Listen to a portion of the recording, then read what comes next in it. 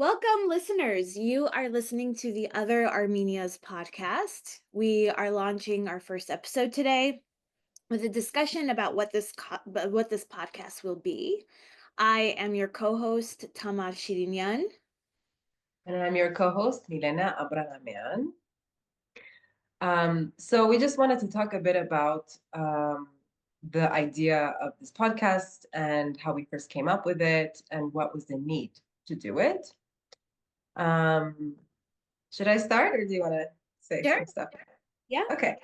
So basically, Tamar and I were talking a while back and we were discussing different things, different topics that are sort of, I guess, part of the current topics of discussion, particularly among Armenians, both in Armenia, in the diaspora.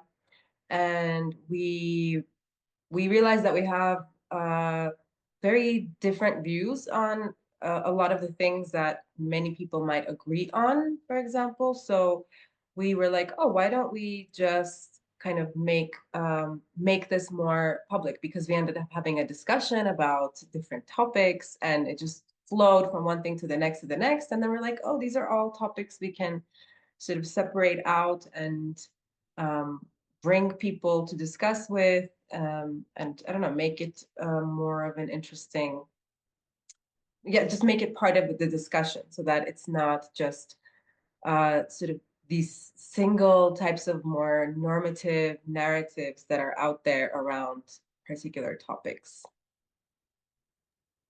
Yeah, and I think that there's like, as you said, these normalized kind of narratives about Armenia, about where Armenians fit within positions and perspectives on various kinds of things when it comes to, like, um for example, geopolitics, that Armenians are going to have some kind of singular vision of that, or when it comes to um the good that the diaspora can do for Armenia, or various gender, sexuality, you know so many different things, that there seems to be this kind of general consensus, or at least an understanding that there's a consensus amongst Armenians around those things. And so when Milena and I were talking, we realized, we differ, like, we differ from that consensus in so many ways. And it's not that Milena and I, like, you and I, don't agree on, everything, but that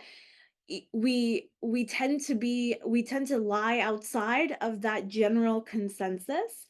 And there's really no space in which those things are being discussed. And I'm an avid podcast listener. There's so many podcasts that I regularly listen to, that I'm subscribed to, some that I try not to miss ever. And so I thought, we thought that the podcast form might be a good way you know, to have these conversations, so that so that we can have these conversations, and I think they're important to have, and also so that others can listen to those conversations. And then you were also thinking about, the desire to have elders. You're muted. Yes, I remember that. Now that you mention it, I remember that I did say that. Yeah, I mean, what I meant by that, and how it's connected to why we wanted to do this podcast is because I generally feel like maybe our generation, but maybe, I don't know, maybe our different generations can say the same, um, sort of lacks elders for various reasons.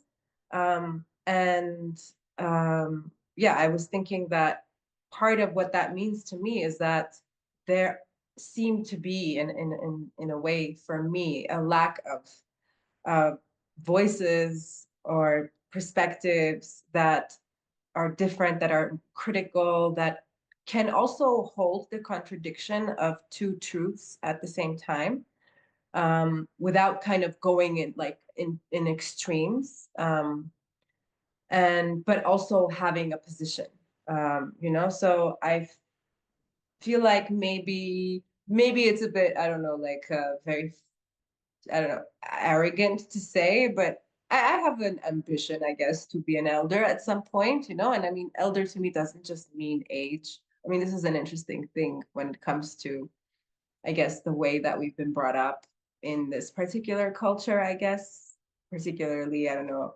in Armenian culture, whatever that may be. But I mean, that's part of my experience is that you respect your elders.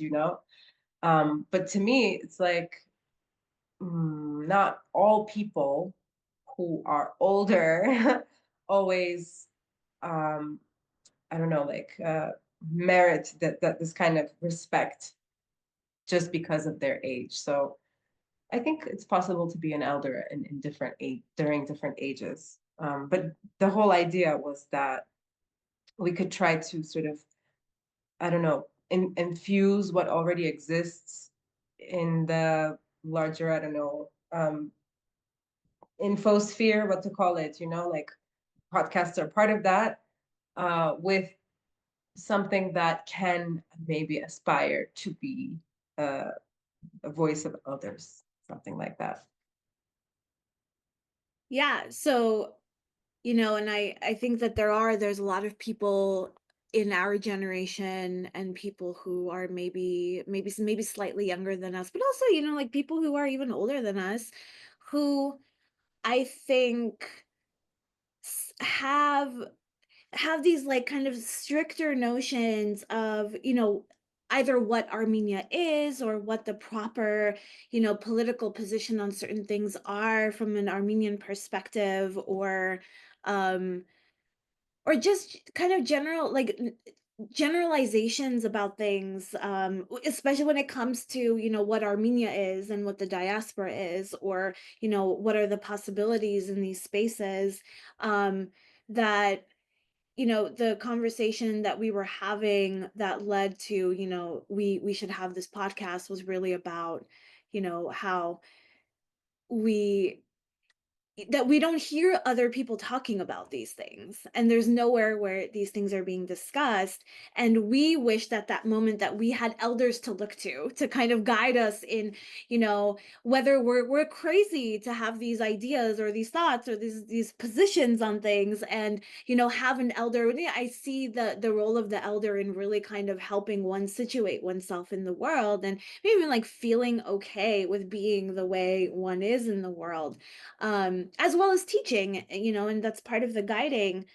We don't have that. Like, I don't feel like, we have that, especially like on the left, and probably most especially on the feminist left. We certainly don't have that within a context of Armenia, whether that be in the diaspora or in Armenia itself. And so wanted a space for that. And one of the things that, I've been thinking about over the last few weeks since we've been thinking about doing this is how, Toni Morrison, I think it was, who said at some point that if you're looking for a book that articulates something and you just can't find it, then it's your job to write that book, right? And if you're looking for this podcast, or if you're looking for conversations that don't exist, or if you're looking for a space for certain ideas to be expressed and you can't find it, then you need to do it. So here we are doing it. Exactly. I think it would be, I mean, so before we go into like the name, I would say the name that we chose for the podcast, I just wanted to also mention so that it's because I'm just imagining like listeners, like to them, it might be sort of a mystery, like what are these topics that you're thinking about that, need some kind of reflection beyond what is being talked about. And I thought it would be interesting to just kind of share some of the thoughts that we had around what topics we are thinking of um, discussing on this podcast. And of course, we could also, I mean, ask listeners themselves to say what topics they are kind of thinking about and kind of in a conflict within themselves because they don't know which like they just need to have to to think about it more and have a reflection more and see what other ways of thinking about those topics could be. So I mean, some of those that we were discussing initially, I mean, this is not like the whole list of things, but you can expect that some of the topics we will discuss will be around indigeneity, will be around, I don't know, like, diaspora will be about, the question of, um, the term, I mean, the question of are Armenians people of color, for example, will be about relating to ourselves through these prisms of otherness that have been imposed on us in many situations. I don't know, about language, about colonialism, about the body, about Palestine, about um, feminism, and so many more. Yeah. So this is just to kind of help with that, so that people don't feel like that it's like some kind of a mystery around that. But yeah, what about the name? How did this name come about? Yeah, we What do you? had a few different ideas before we came up with other Armenias, and a podcast by other Armenians for other Armenians, I think. And of course, not just Armenians. Anyone can listen to this. Um, but so I'll say like what the other Armenias means for me. So for me, I grew up in the diaspora. I was born in Lebanon. And my family, my mom and I came to the United States from Lebanon when I was just 3 years old. We fled, the civil war in Lebanon. Um, and my dad is from the Republic of Armenia, and so I had never been to Armenia until I was like 25 years old, and I learned about the Republic of Armenia through some stories that my dad would tell me, but then also through the folks in Los Angeles where I grew up that had left Armenia in the 1980s and 1990s. And so I had these ideas of what Armenia was. And, you know, and I think this happens with a lot of folks in the diaspora, especially, folks who grow up in the United States and in Europe, that you start to develop this kind of idea of who you are as someone in that place as different from what the Armenians are, right? And Armenianness comes to feel like a really constrained thing for me.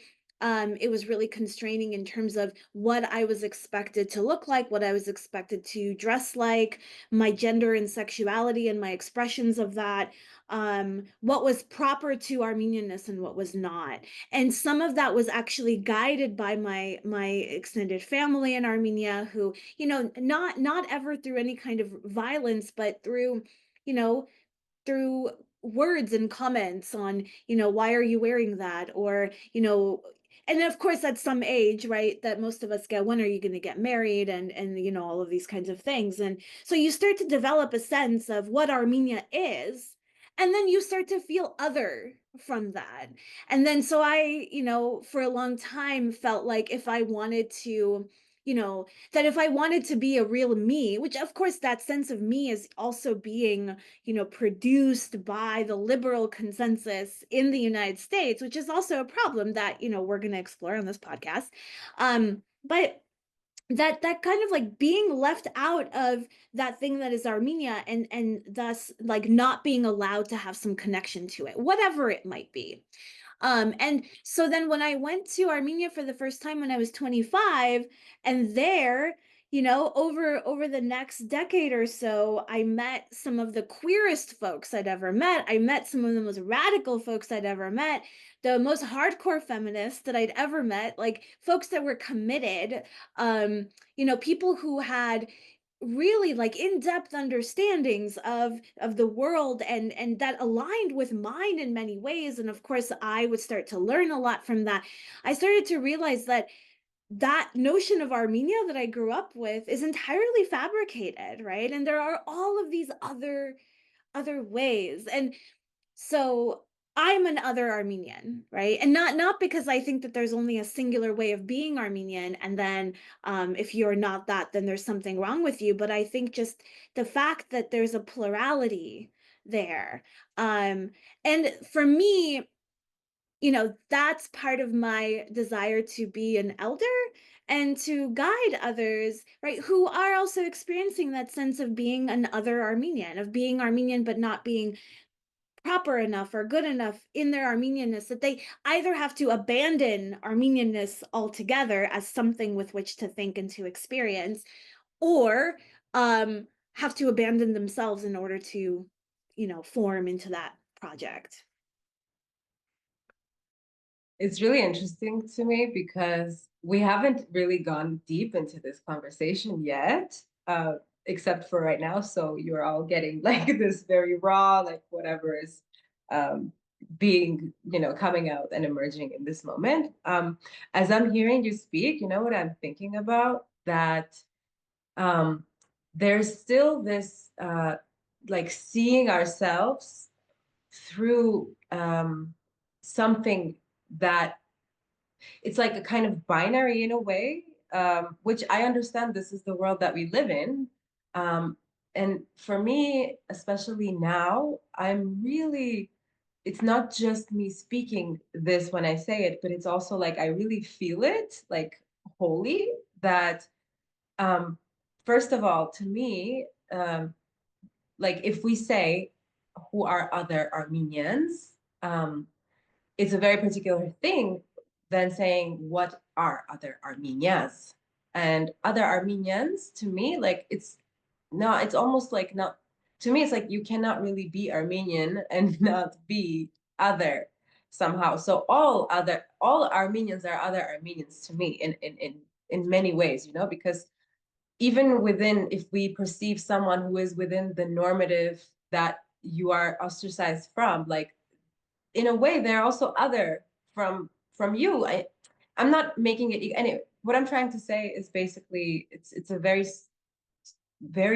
to me it's very queer, it's a very queer thing to be Armenian at all in general. And it's like I want to see myself through that type of belonging, where like it's not it's not like these types of separations where I'm seeing myself, and where I'm going with this is also that I see myself, and I am, and I speak and I say this about myself all the time, is that I'm a hybrid. And you're speaking about like how your experience being diasporan, and in many ways I'm also diasporan, just like listening to the way that I'm speaking. And at the same time, I have this experience. I was born in Armenia and I left Armenia when I was a child, when I was 10 years old. But my formative years, in many ways, as a child, were in Armenia and the connection with Armenia, but it's also not the Armenia that exists today. So, for example, my family, who's never moved back to Armenia and they continue to live in the United States, to them, there is an other Armenia in which they live. And that is not the Armenia that, so when they come here, it's actually like really uh I don't know how to say, like it's really heartbreaking to me, like this dissonance that they feel when they come here every single time, because they still they can it's like it's like I don't know, time stopped in their bodies, and the Armenia that was at that time is what it continues to live in their bodies. And to me, it's not the case. And I intentionally placed my body back here so that I would not be in the same way stuck, uh, like in a world, a singular world, and I could allow myself to be a hybrid. And I'm really, and in being a hybrid in this way that I am, a person who made a choice when I was able to as an adult. I moved back to Armenia when I was 23, 24, something like this. And I'm aware that that having that choice is also a privilege, because there are many people who cannot go back to the places from which they migrated. But still, in this hybrid, I also see myself as part of the global majority of people who move, who migrate. And I have this kind of pride that I am that. And it's very interesting because there are people in Armenia who lived in Armenia all of their lives, or they've never really had this experience of immigration. Maybe they went abroad to study or something like this, but they would it's like there's this like perception of me as like, oh, you're Americanized. Yes, I am. But at the same time, you are so much more Americanized in many ways than I am, never having lived in the United States, never having had the experience of immigration, because we are colonized in many ways by these dominant powers and empires. At least I know, I'm not trying to place comparisons. It's not about at least, but I do know in my body what it means to live in the belly of the beast. And I'm also really thankful and grateful for that, because that also means that in being that hybrid, I can have more sensitivities to like the different things that, you know, it might not be so that could slip our understanding so easily. And I'm not saying I have it all figured out, and that's part of why I also wanted to have this podcast, have people come and share and talk. And maybe we can say also about the format so that people can get excited about how we are envisioning this. Yeah, so I'll say about the format, but I want to return to a point that you made that I think is really important. So the format that this podcast will take will be we will have two episodes that will release a month. So every other week you can expect a new episode. Episodes will take two forms, and we're hoping to do one of each every month. The first will be interviews. So we will be interviewing, folks who we think have been doing interesting things or are thinking in interesting ways, are opening up ways of thinking that are really critical in understanding other Armenias and other possibilities of things. Um, and then we'll have discussions. Discussions sometimes might be between Milena and myself. Um, Sometimes we'll bring on other folks with who we won't necessarily interview, but we want to engage in a conversation around. And so this is, what you have to look forward to if you subscribe to our podcast. But Milan, I want to return to what, the distinction that you made between other Armenians and other Armenias. And, I guess, I mean, you're so right in doing that. And I guess for me, because I have always lived in a place like I've spent a lot of time in Armenia, but really I've only ever really lived as an informed person in the belly of the beast in the United States. Um, for me, Armenia is very much about Armenians who are in this other place and people who I've come into contact with here.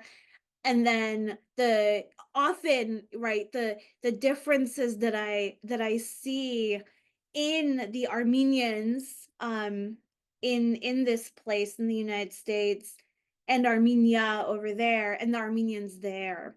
Um, but when you say that Armenia itself is such a queer concept, like I always think about the deterritorialization of what Armenia is. Like, you know, for a long time, right, Armenians were living in such vast spaces and under such different sovereign entities. Um, And continue to do so today. yes, yeah, and but there was never like, I mean, now, I mean, the difference now perhaps is that there's this place we call Armenia, and that's like the homeland, but even that place has like this perverse, relationship to history, right? It's a territory, it's a place that exists on the map that is called the Republic of Armenia. Um, but I remember like a friend of mine, an Armenian friend of mine went to from Turkey, a Bolsahai, went to Armenia for the first time in her 20s. And she got there and people kept referring to her as the diaspora. And like, like welcome to Armenia. Like it's so nice to have people from the diaspora. And she's like, you're the diaspora. Like I, like I'm not diaspora, you are. And that kind of relationship, right? Where the place itself is actually made up of diasporic peoples who in many cases can trace their ancestry to having been forcefully exiled during the genocide, but also other like many other places in the world, and most recently, of course, because of the war in Syria.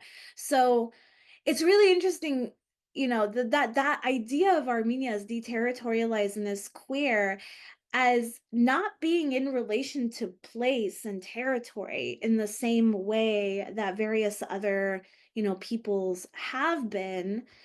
Um, and there are other queer nations. Yeah, it made me think about a lot of things. Maybe make a note so that we can create some like topics and think of who we can invite to like go deeper into some of those things. Yeah, so these are our thoughts. This is how this whole idea emerged. This is the plans that we have. Maybe we could mention a few important things about I mean, we mentioned about the format a bit, but a bit more about the format. So these podcasts will be both in English and in Armenian, depending on who we have on as guests. There might be some episodes where it's like both. We are both bilingual. I don't know if you're also trilingual, but I'm also trilingual, having been born in the Soviet Union, not even in Armenia. um, so we will have, yeah, so we already said that we will have bi-weekly episodes, and we plan to drop new episodes every other Friday. And yeah, so we're planning to have, maybe you could say like about or I could say, or you could say, yeah. So we're planning to have the next episode come out on March 8th. And this will be a discussion with 61 Collective, which is a collective of feminists gathering to create context for revolution. And both of us are part of this collective, but we will have more members of this collective join us so that we can talk a bit about feminism in Armenia, and the collective, and other things. And then we will also, following this episode, 2 weeks after, on March 22nd, we will be releasing an interview with historian Gayane Ayvazyan. So we will be kind of diving a bit deep into this topic, the topic of history. And we will update you more on what this podcast, this particular one, will be about in the next episode. So I guess, is there anything more we want to share with our listeners, Hamad, before we end this episode? Just a reminder to subscribe if you want to make sure to follow up with future episodes. Um, and like this video so that it helps our algorithm so other people can also find us. And thank you for listening to Other Armenias. We hope that you'll tune in for future episodes. And I am really, really excited about this project, and I'm really looking forward to making as well as listening to future episodes. Same here. Thanks for listening. Bye. Bye.